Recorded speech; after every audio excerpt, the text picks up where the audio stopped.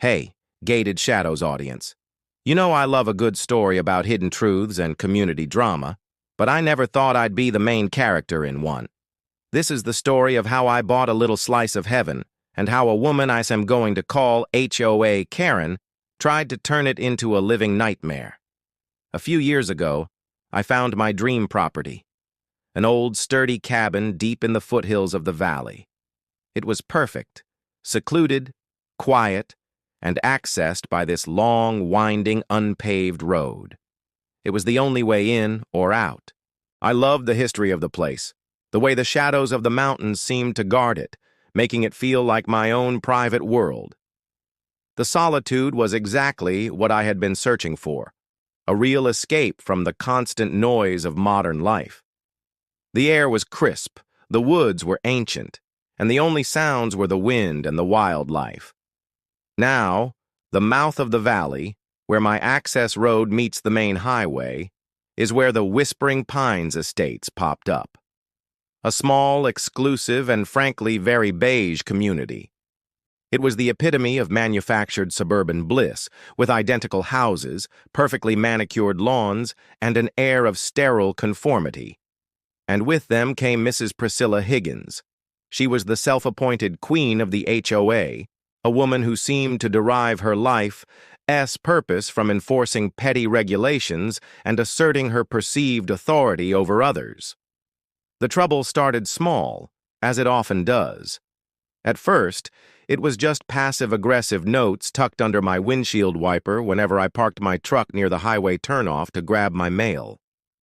They were typed in a severe, no-nonsense font, complaining about unauthorized vehicle traffic and the importance of maintaining community aesthetics.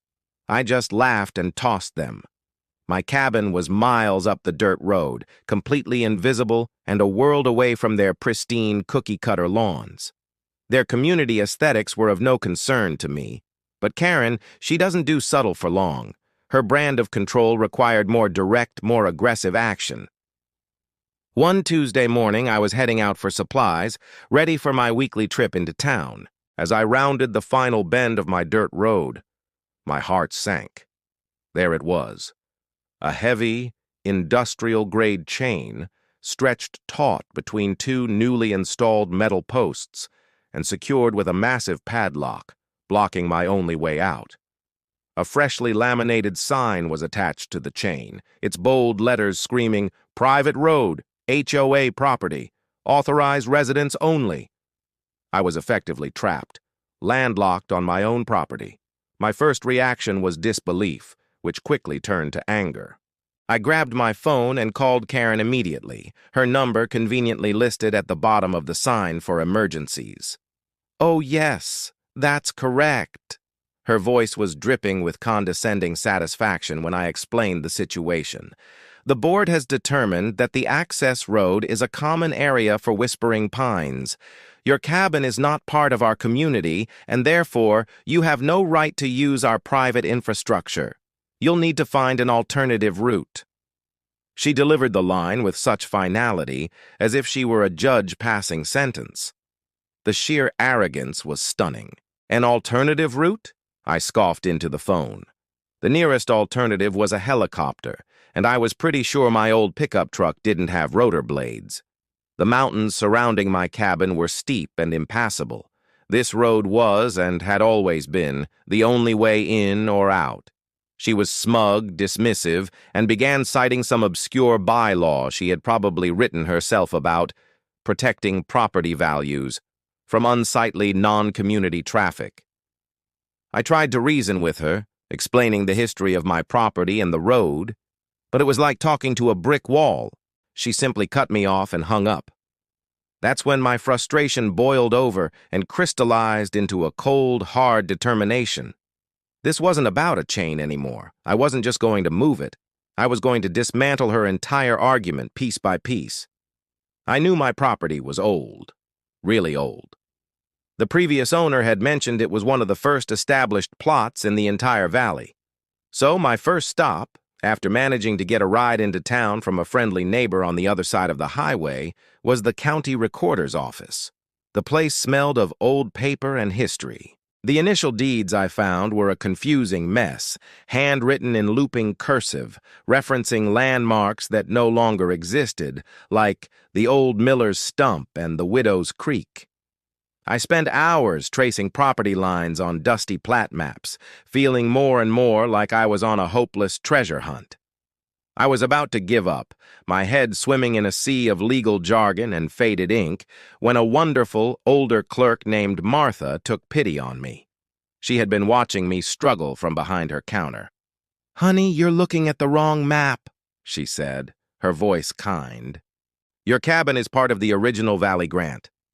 She disappeared into a back archive room and returned, carefully carrying a massive, brittle, linen-backed map. It was beautiful, a work of art from a bygone era, dating all the way back to the 1920s.